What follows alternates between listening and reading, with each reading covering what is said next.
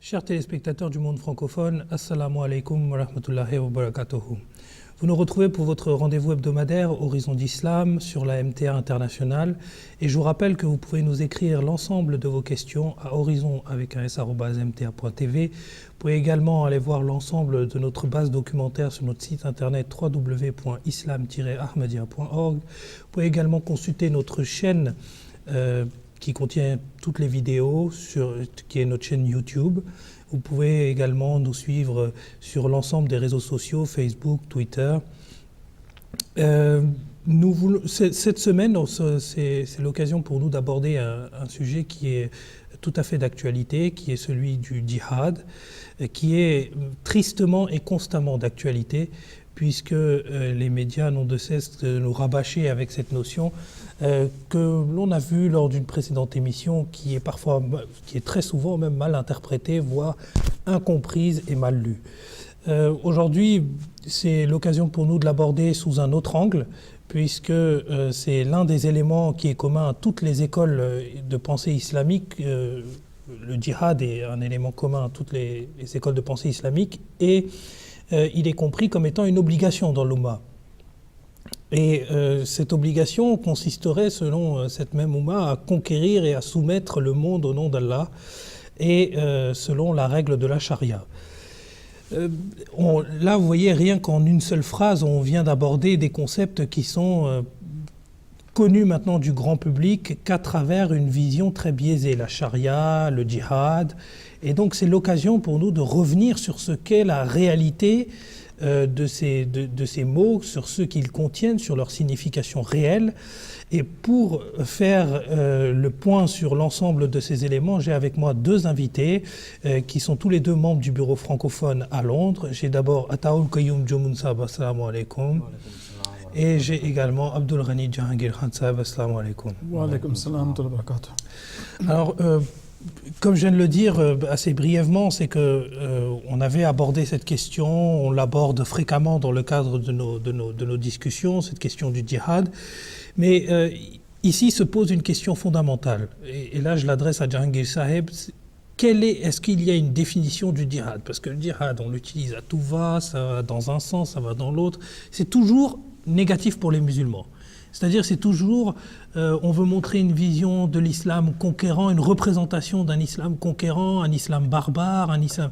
Et c'est tellement rentré dans la pensée populaire qu'aujourd'hui on a l'impression vraiment que c'est deux choses indissociables. C'est que le djihad, ça renvoie de la barbarie. Alors que c'est pas le cas. On l'a martelé, on le martèle toujours. Mais peut-être pourriez-vous nous éclairer sur cette définition? Oui, alors nous avons déjà parlé du terme djihad dans des précédentes émissions et d'ailleurs dans l'émission précédente même. Le djihad, ça vient de la racine jahada, ce qui signifie de faire des efforts. Hein. Et des efforts pourquoi? Eh bien, le prophète Mohammed sallallahu alayhi wa sallam, il faudrait bien qu'on lui laisse la parole parce que c'est bien lui qui a apporté l'islam. Il a défini la lutte contre les bas désirs, la lutte pour la réforme de soi, il l'a appelé al-jihad al-kabir. Ça, c'est le grand djihad. Et un jour, lorsqu'il est revenu d'une bataille défensive, dois-je le souligner, il a dit, nous rentrons du al-jihad sarir, le petit djihad, vers al-jihad al-kabir. Maintenant, nous allons reprendre le grand djihad, qui est justement donc la réforme de soi, qui est beaucoup plus difficile. Mais en fait, à la base, c'est une idée d'effort. Donc c'est une chose qui est difficile à faire, une chose qu'on ne trouve pas nécessairement agréable à faire non plus, mais qu'il faut faire dans certaines circonstances. Maintenant, est-ce que le djihad signifie prendre les armes pour soumettre tous les non-musulmans à l'islam et les forcer à accepter l'islam? Eh bien, à en croire le Coran, non. À en croire la pratique du prophète Mohammed sallallahu alayhi wa sallam, pas du tout. Le Coran, nous en avons déjà parlé, parle de défendre les cloîtres, les cloîtres donc des chrétiens, les synagogues des juifs et aussi les mosquées pour que le nom d'Allah puisse continuer à y être commémoré. Donc le plan du Coran, c'est de bien préserver toutes les religions, toutes les formes d'existence que les gens veulent bien suivre et qui ne lèsent pas les droits d'autrui. Donc tout cela est préservé par le Saint-Coran et c'est cela qui est préconisé pour les musulmans. Mais alors, d'où viennent ces idées de il faut faire soumettre les gens à l'islam, etc. Il faut qu'ils entrent dans l'islam, qu'ils le veuillent ou non, par la contrainte. Eh bien, il faut savoir que ces idées remontent à certains commentaires moyenâgeux, on peut dire, de l'islam, mais qui ont eu beaucoup de, disons, qui ont beaucoup fait l'objet d'apports nouveaux, notamment au cours du XXe siècle. Donc au cours du XXe siècle, on a vu et même avant, un petit peu dans le XIXe aussi, on a vu qu'il y avait des mouvements chez certains musulmans pour faire connaître un djihad que ne connaît pas du tout le Coran, que ne connaissait pas le prophète Mohammed sallallahu alayhi wa sallam. Et bizarrement, ces musulmans sont des musulmans de l'Inde. Alors, comment les musulmans de l'Inde ont-ils réussi à influencer le reste des musulmans dans le monde? C'est une question très intéressante. Et d'ailleurs, c'est une question qui a été prise par Philip Jenkins dans son livre, dans son article qui est paru dans le The New Republic. Et l'article s'intitule The Roots of Jihad in India, donc les racines du djihad en Inde. Donc, il dit que l'influence de Abul A'la al-Maududi, ou Abul A'la al-Maududi, comme il est connu en Inde, c'est un érudit qui vient de parmi les musulmans de l'Inde, qui a beaucoup écrit à ce sujet, au sujet du djihad. Il a dit que, selon lui, selon son étude, cet historien, les Égyptiens Hassan al-Banna et Sayyid Qutb ont lu Maududi. Et ils ont emprunté et répandu ces concepts. Et il a dit que, en fait, ces idées ont aussi influencé Abdullah Azzam, qui est très très connu. C'est un juriste palestinien qui a eu un rapport avec les frères musulmans à une certaine époque, qui a aussi été proche de la lutte contre la domination, l'occupation israélienne, etc. Mais la diaspora d'Asie du Sud, qui est partout dans le monde, elle est vraiment partout, surtout en Grande-Bretagne, a beaucoup été influencée par les travaux de Maududi. Maududi a eu un impact d'ailleurs, et ça est assez intéressant et étonnant même, sur le chiisme et l'Iran. On dit que l'ayatollah Ruhollah Khomeini est présumé avoir rencontré Maududi au début de 1963 et que par la suite il a traduit ses œuvres en persan, en farsi. Et on dit qu'en fait la rhétorique de la révolution iranienne reprend souvent la thématique de Maududi. Donc Maududi n'est pas un n'importe qui, c'est quelqu'un qui a fait traduire ses écrits dans toutes les langues principales de l'islam. Donc que ce soit, il a commencé en ourdou, donc après ça a été traduit en arabe, en persan, en indonésien, en turc, etc., etc. Donc vraiment tous les musulmans ont été influencés par ces œuvres. Mais maintenant, que dit-il? Eh bien, on peut vraiment choisir, on peut citer à foison les choses terribles qu'il a écrites sur le djihad. Alors, mais je vais juste en prendre un exemple ici. On voit dans son livre Jihad in Islam, donc le djihad en islam, il dit, et là je suis en train de citer Maududi, attention, ce n'est pas nous qui disons ça, hein. Il dit que l'islam souhaite détruire tous les États et gouvernements partout sur la face de la terre qui sont opposés à l'idéologie et au programme de l'islam, sans regarder le pays ou la nation qui instaure ces lois. Le but de l'islam est de mettre en place, sur la base de sa propre idéologie et programme, quelle que soit la nation qui assume le rôle de détenteur des normes des lois de l'islam ou qui entreprend de saper le processus d'établissement idéologique de l'État islamique. L'islam revendique toute la terre, non une petite partie, parce que l'humanité entière doit bénéficier de l'idéologie et du programme de bien-être de l'islam. À cette fin, l'islam souhaite appuyer la mise en service de toutes les forces qui peuvent amener la révolution et un terme composite pour utiliser avec ces forces. Et donc, on appelle ça le djihad. L'objectif de l'islam est d'éliminer la loi d'un système non islamique et d'établir en lieu et à sa place donc un système islamique d'État. C'est exactement ce qu'on entend tous les jours. Enfin, oui, voilà. Bon, maintenant, tout cela, évidemment, a été introduit chez les musulmans depuis les années 50, depuis les années 60. Donc, c'est un renouvellement de cette interprétation horrible du djihad qui n'existait pas à l'époque du prophète Mohammed sallallahu alayhi wa sallam, qui n'existait pas dans le Coran. Donc, même une simple lecture du Coran vous permettrait de voir que tout cela n'est qu'une déformation du message coranique. Donc. Et alors, est-il étonnant, après ce que nous avons entendu, eh bien, est-il étonnant de voir que le même Abul Ala Mawdoudi, était un féroce opposant de l'Ahmadiyya. Il a aussi écrit beaucoup contre l'Ahmadiyya et il était à la tête de mouvements contre l'Ahmadiyya en Inde et au Pakistan. C'est d'ailleurs lui qui a fait adopter en partie le Donc évidemment, quelqu'un comme lui ne va pas aimer la façon que nous interprétons le djihad à la lumière du Coran et à la lumière de la pratique du prophète Mohammed sallallahu alayhi wa sallam. Et d'ailleurs, si je peux ajouter, c'est que la communauté Ahmadiyya a été condamnée pour ne pas avoir accepté cette interprétation du djihad. Une des accusations que l'on porte, pour lesquelles on dit que nous ne sommes pas musulmans, nous les membres de la communauté Ahmadiyya, c'est que nous n'acceptons pas cette interprétation du djihad. Alors que tout ce que nous sommes en train de dire, nous tirons du Saint-Coran, de ce que nous dit les versets du Saint-Coran, ce que nous montre la pratique du Saint-Prophète Mohammed sallallahu alayhi wa sallam. Et donc, le fondateur de la communauté Ahmadiyya, c'est une des grandes tâches qu'il a accomplies. Et il l'a dit, mais il a dit dans son ouvrage Jésus en Inde, un de ses ouvrages, il a dit que je suis en train, à travers mes écrits, de présenter ce vrai djihad, je suis en train de retirer ces concepts erronés à propos de cette guerre sainte pour les musulmans, pour leur faire comprendre que ce n'est pas cela la pratique des musulmans, ce n'est pas cela la pratique du Saint-Prophète. Il a fait une prophétie, il a dit, mais je vois que petit à petit, il a dit cela à l'époque, en 1800, vers les années 1900, il a dit que voilà, les intellectuels, les pieux parmi les musulmans sont en train d'accepter cela. Et nous voyons que c'est maintenant quelque chose qui est accepté de mieux en mieux parmi les musulmans. Certains d'entre eux sont en train de rejeter ce concept du djihad, même parmi les intellectuels. Ils sont en train de prôner ce djihad que nous sommes en train de prôner. Donc nous espérons que cela se fasse davantage. Ils en arrivent.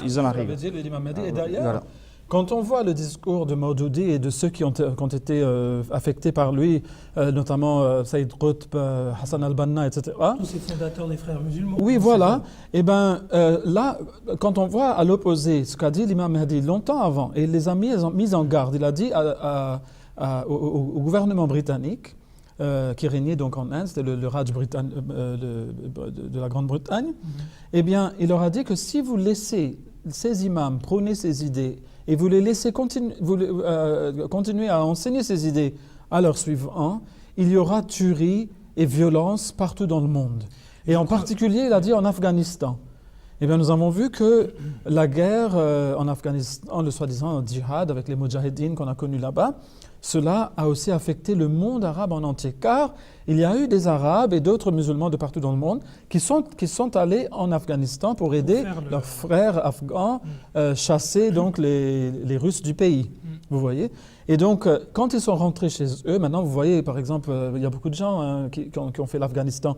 En Algérie, vous verrez M. Abdallah al-Afghani, Mohamed al-Afghani, Hassan al-Afghani. Ils ne sont pas des Afghans, mais ils s'appellent l'Afghan, parce qu'ils ont été en Afghanistan. Et ils sont rentrés avec ces idées empoisonnées de djihad qui viennent de Mawdoudi et qui viennent de certains de ses prédécesseurs. Donc l'imam Mahdi alayhi salam avait déjà mis en garde l'Empire britannique contre cela et a fait certaines propositions donc, pour contrer ce malheur. Et d'ailleurs, il a écrit un opuscule adressé au gouvernement britannique de l'époque. Parfaite transition, donc je vais le présenter. Cet ouvrage, c'est Le gouvernement britannique et le djihad, que vous pouvez voir ici. Et en fait, c'est un ouvrage qui est assez court et qui retrace toute l'évolution du djihad et qui présente vraiment bien le vrai concept du djihad à la lumière du Coran, à la lumière de la pratique du saint prophète Mohammed sallallahu alayhi wa sallam. Et je pense que il est disponible, je ne pense pas, mais j'en suis sûr, il est disponible sur le site internet www.islam-ahmadiyya.org. Il est consultable et les musulmans, enfin, ils devraient aller sur ce site internet qui contient beaucoup d'ouvrages, dont celui-ci, le lire et éventuellement, s'ils ont des questions à nous poser, nous les adresser soit sur le site internet, soit sur l'adresse mail horizon@mta.tv. Et nous ferons vraiment une joie de répondre parce que c'est justement ces questions-là qui peuvent améliorer peut-être le débat autour du djihad et qui peuvent permettre justement aux gens de comprendre que ce djihad qui a été réinterprété, revu par Abul Ala Mawdoudi est un djihad qui n'est même plus coranique, qui est totalement qui est une dérive du Coran total. C'est anti-coranique. C'est anti-coranique. Anti-coranique, disons-le. Et puis en plus, ce que je voulais souligner tout à l'heure, c'est que le Messie promis alayhi salam, il a dit dans cet ouvrage que ça ne fera rien d'autre ce concept du djihad tel qu'il est prôné par exemple un des fondateurs, un des porteurs de cette idéologie, Abul Ala Maudoudi, ça ne fera rien d'autre que de changer des hommes en des bêtes féroces. Oui. Et on le voit aujourd'hui, avec ce djihad un peu guerrier, etc., ce djihad réinterprété, qu'est-ce qu'on a apporté à l'islam? Exactement. Qu'est-ce qu'on a apporté à l'islam? Comment les combattants pour l'EI, comment peuvent-ils dire que attraper des non-musulmans, des hommes, leur arracher les yeux et ensuite mettre le feu en leur versant du pétrole dessus, devant leurs femmes et leurs enfants, ça c'est l'islam? Comment peuvent-ils dire que ça c'est l'islam? Eh bien ça, c'est le résultat d'avoir laissé ces idées viles, ces idées empoisonnées, Oui. filtrer toutes les strates du peuple musulman, en fait. Oui, que ce soit au Moyen-Orient, que ce soit en Asie, ou que ce soit dans les pays occidentaux, la diaspora musulmane, elle est partout. Donc tout le monde a été affecté. Maintenant, quand on voit les jeunes en train de quitter les pays occidentaux en si grand nombre pour aller faire la guerre là-bas, on se demande mais comment est-ce que c'est en train de se passer tout ça? Mais c'est parce que vous avez laissé ces livres, ils les ont lus, ils ont entendu le discours des imams qui ont été éduqués avec ces livres-là. Donc, et c'est justement pour mettre tout cela en ordre que l'imam Mahdi alayhi salam a été envoyé. C'est pour les ramener à l'islam du Coran, à l'islam du prophète Mohammed sallallahu alayhi wa sallam. Et il leur a dit que la prophétie du prophète sallallahu alayhi wa sallam est en train de s'accomplir. Lorsqu'il a dit « Yushiku an ya'ti ala nas zamanun » vous allez certainement voir qu'un temps viendra pour les gens. La yabqa min al-islami illa ismuhu. Il ne restera que le nom de l'islam. Oui. On entendra partout parler de l'islam. Mais est-ce qu'il y aura l'islam du prophète Mohammed sallallahu alayhi wa sallam? Wa la yabqa min al-Qur'ani illa rasmuhu. Il ne restera que la belle écriture du Coran. Masajiduhum amiratun wa hiya kharabun min al-huda. Leurs mosquées seront bien construites, mais elles seront bien fréquentées, mais elles seront dénuées de guidance. Elles n'auront pas de directive, pas d'orientation correcte. Et pourquoi tout ça? Il a dit ulama'uhum, leurs ulama, ça sera leurs érudits. Sharru man tahta adim as-sama', ce seront les pires créatures sous le firmament des cieux. Pourquoi? Min 'indihim takhruju al-fitnatu wa fihim ta'ud. Ça sera d'eux qu'émanera tout le désordre au sein de l'islam, au sein des musulmans. Tout ce désordre qui est en train de faire peur à tout le monde dans le monde maintenant. Mais ce désordre va leur retomber dessus par la suite. Donc maintenant, la grande question qu'il faut se poser, et je m'adresse vraiment aux musulmans en leur disant cela, c'est combien de temps encore allez-vous courir après ces imams qui vous prêchent de tels messages, qui vous disent, regardez un peu le Coran, toutes les choses qu'Allah a défendues dans le Coran, vous allez le voir, parmi eux, il y aura certainement certains d'entre eux qui sont en train de le faire. Que ce soit le mensonge, que ce soit le vol, que ce soit le viol, que ce soit la violence, tout ça, courir après les gains piteux de ce monde et oublier l'au-delà. Toutes ces choses, ils sont en train de le faire. Oui. C'est malheureux, mais ouvrez les yeux. Regardez ce qui est en train de se passer. Maintenant, les musulmans et les non-musulmans sont en train d'être égorgés et sont en train de mourir de façon terrible, avoir les yeux arrachés et comme vous mettre le feu. Mourir dans le feu comme ça. C'est quoi ça? Ça, c'est le résultat de tout ça. L'imam al-Mahdi est venu pour changer tout ça. Je vous invite à venir l'étudier et à voir son message, qui est le message du premier islam, le message de l'islam originel. Il faut y retourner, parce que si vous n'y retournez pas, vous resterez dans le feu. Comme l'a dit le prophète Mohammed sallallahu alayhi wa sallam. Il a dit, toutes ces sectes sont dans le feu. Les gens qui parlent notre langue, qui sont de notre peuple, qui sont en train d'appeler les gens vers le feu, eh bien quand vous voyez ce feu, vous devez savoir qu'Allah ne va pas abandonner les musulmans. Il a dit, allez chercher l'imam et sa jama'a. Eh bien c'est la jama'a al-islamiyya al-ahmadiyya. Et son imam, c'est l'imam al-Mahdi alayhi salam. Venez et entrez dedans. C'est la seule façon, comme l'imam al-Mahdi l'a lui-même écrit. Oui. Il a dit que tout autour de moi, il n'y a que des bêtes féroces. Exactement. Des bêtes sauvages. Moi, je suis la forteresse de sûreté. Exactement. Alors venez vite et entrez dans cette jama'a avant qu'il ne soit trop tard. Oui, et puis il y a également un autre vers où il parle du fait qu'il est aujourd'hui celui qui est le détenteur du jardin en fait, qui va permettre aux musulmans d'accéder à la paix. à la paix dans tous les sens du terme, à la paix avec eux-mêmes et dans la paix avec autrui et avec leur spiritualité à tous les niveaux, exactement. Jack ça pour ce plaidoyer, vous voulez ajouter quelque chose? Ça nous a bien dit de retourner vers l'époque du saint prophète Mohammed. Mais c'est ce que disent certains musulmans. Ils ont dit que voilà, il faut retourner certes à l'époque du saint prophète. Nous voyons qu'à l'époque du saint prophète, il a pris les armes. Oui. Voilà. Mais il a dû prendre les armes. Pourquoi? Lui et les musulmans. C'est parce qu'on avait essayé de convertir les musulmans, c'est-à-dire on avait empêché les musulmans de pratiquer leur foi. Voilà la raison pour laquelle ils ont dû défendre leur foi.